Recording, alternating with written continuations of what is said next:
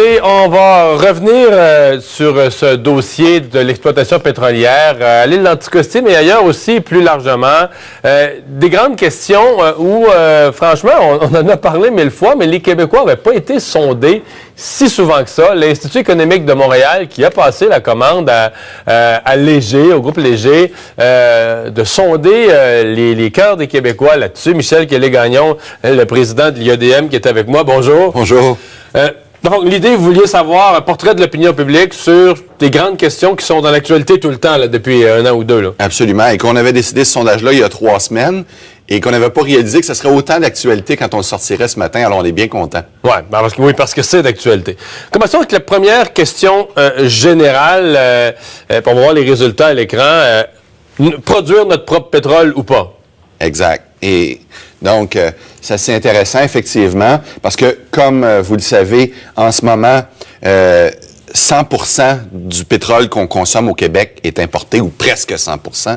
Et donc, on a demandé aux gens, est-ce qu'on doit continuer comme ça à l'exporter à 100%, ou est-ce qu'on ne devrait pas essayer autant que possible de développer nos ressources ici, au Québec, et quand même donc... 54-23 sont en faveur d'exploiter versus continuer d'importer. Exact. Jusqu'à quel point, en fait, je voyais ça, je trouvais ça bon, là, de mon point de vue à moi. Je me demandais, est-ce que les gens sont si conscients? J'ai écrit récemment dans le journal là-dessus. Est-ce que les gens sont si conscients? J'ai l'impression qu'on n'a pas beaucoup dit aux Québécois au fil des années d'où on importerait notre pétrole, de l'Algérie, du Nigeria, des États-Unis depuis 2 ans, là, beaucoup du pétrole de schiste des États-Unis.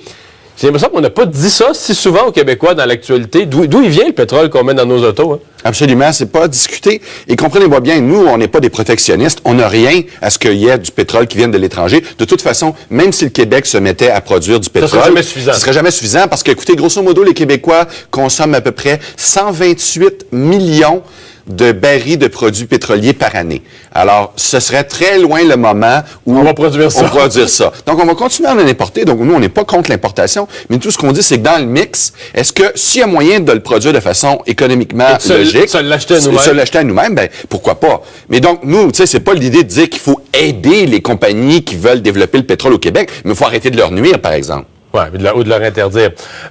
Autre question, et là, c'est intéressant l'exercice que vous avez demandé à Léger, par appartenance politique. Donc, selon que les gens sont d'un parti ou de l'autre, au niveau de leur préférence de vote à ce moment-ci, exact. Leur appui. Et là, curieusement, ce qu'on voit, il y a 2-3 affaires qu'on voit. D'abord, la CAQ, le PQ, on n'est pas énormément surpris. Ce sont des partis qui défendent le maintien de l'entente.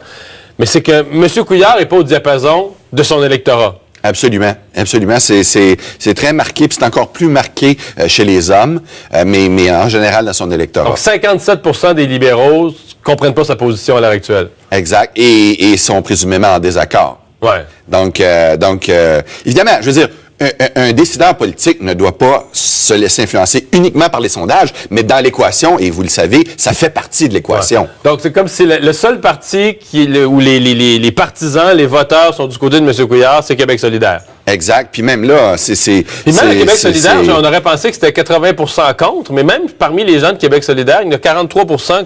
Exact. C'est même surprenant, là, si on considère que ce parti-là est vraiment contre, très vert, très... Exact. Ouais. Mais c'est toujours aussi de montrer le choix. Parce que là, nous, on n'a pas dit entre produire du pétrole puis pas de pétrole du tout simplement parce que c'est pas ça la réalité.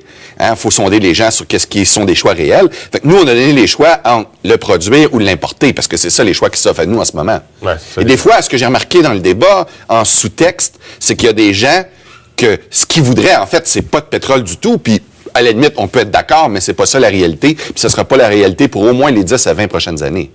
Un autre volet, sur ça, on a parlé de production pétrolière. Évidemment, il y a un autre dossier qui est dans l'actualité, celui d'Énergie Est. Et là, il est question de transport du pétrole.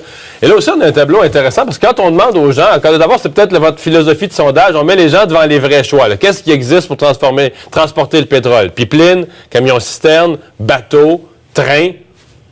Finalement, le pipeline arrive très, très, très loin premier. Exact. Et ce qui est intéressant de voir, c'est que l'opinion des Québécois, ça correspond aussi à la réalité. Parce que peut-être que les Québécois pourraient penser que les pipelines sont plus sécuritaires, mais qu'ils seraient dans les patates, mais c'est pas ça. Parce que si on faisait des tests de sécurité, ça arriverait à peu près dans le même ordre, hein? Le train est un petit peu plus sécuritaire que le bateau, mais grosso modo, là, selon les études qui ont été faites, le pipeline est 20 fois plus sécuritaire que le camion et à peu près 8 fois plus sécuritaire que le train.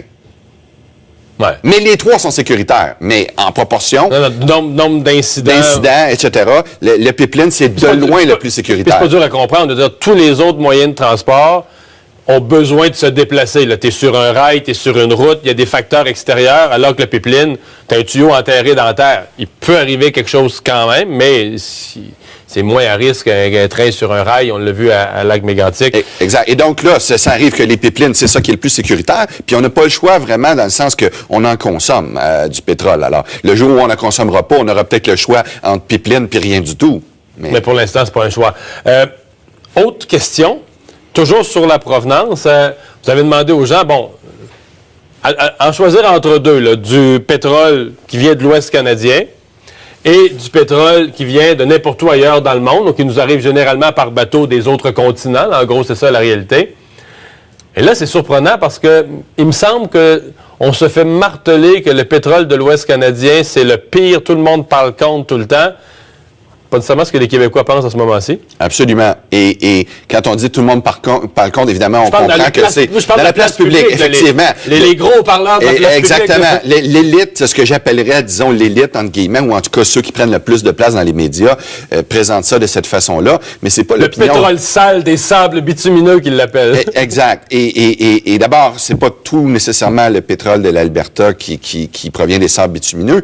Et ensuite, il y a un gros débat sur les sables bitumineux, mais indépendamment de ça, c'est de voir que les Québécois, vous savez, dans les choix, on leur a donné comme 5-6 choix, puis on leur a même dit, si vous voulez, vous pouvez choisir un autre choix qui n'est pas là-dedans, vous pouvez nommer l'origine que vous préféreriez.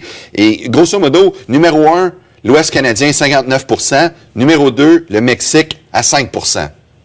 Donc, je veux dire, il y a même pas de... Ailleurs dans le monde, vous avez additionné le Mexique, toutes les ailleurs. Exact, Je comprends, pour arriver à 13%. C'est ça. Mais si on le regarde en termes dans les autres, là, c'était le deuxième choix, c'était le Mexique. Alors, évidemment, les gens ont pas toujours le choix de ce qu'ils vont mettre l'origine dedans, puis c'est comme ça que ça marche, c'est normal. En fait, on le sait pas, là. L'industrie du pétrole, c'est quelque chose d'intégré, mais c'est plus la symbolique. La symbolique, justement, de dire que on nous a présenté ça comme étant que c'est presque tous les Québécois en bloc qui étaient contre, finalement, l'Ouest canadien et le pétrole de l'Ouest canadien. Et dans la réalité, c'est exactement l'inverse. Puis ça, c'est le fun. C'est de montrer que, finalement, la population dans son ensemble, des fois, elle a une genre de sagesse populaire qui est différente des élites les plus tapageuses. Mm-hmm. Parce que si on fait la somme des deux derniers sondages, parmi les moyens de transport, les Québécois préfèrent le pipeline, et parmi les origines, préfèrent l'Ouest canadien, ça, c'est Énergie Est. Là. Amené par pétrole, par pipeline, je veux dire le pétrole de l'Ouest au Québec, ça, c'est Énergie Est. Ce pourquoi, il y a une opposition très forte au Québec. Il y a comme une opposition à la compagnie TransCanada et au projet des maires, du maire Coderre, des autres maires de la CMM. Mais disons, le concept théorique d'amener par pipeline du pétrole de l'Ouest, il n'y a pas d'opposition dans la population. Il y a une contradiction là. Oui, il y a une contradiction. C'est sûr aussi que le pipeline, je veux dire, ce pétrole-là, il y a une grosse partie de ce pétrole-là qui va être vendu, exporté. On se comprend. Mais ça fait partie, je veux dire, d'une prospérité globale du pays. Puis cette prospérité-là du pays, en bout de ligne, tout le monde en est gagnant, y compris le Québec, par le biais de la péréquation. Donc, je veux dire, ça, je pense que c'est un fait. Maintenant, oui, ça peut être surprenant au niveau des attitudes, encore là, des différences. Mais il faut voir qu'il y a une grande partie des gens qui s'opposent au pipeline. Je parle encore là dans ceux qui commandent publiquement, que le vrai argument, c'est pas qu'ils disent que le pipeline, c'est pas sécuritaire, c'est qu'ils disent qu'ils voudraient que, en général, la production du pétrole dans le monde diminue. OK? Et là, donc, ils se disent, effectivement, si on enclave le pétrole de l'Alberta, s'il n'y a pas de pipeline ou il y en a moins, ben, on va diminuer la production mondiale de pétrole. Mais ça, c'est un débat complètement différent du fait de savoir si c'est sécuritaire ou non. Mais c'est le même débat. C'est le même genre de questionnement qu'on a au Québec. Quand on dit, nous, le Québec, on veut diminuer annuellement notre quantité de pétrole consommé, on va aller vers une économie plus verte, donc on veut moins de pétrole.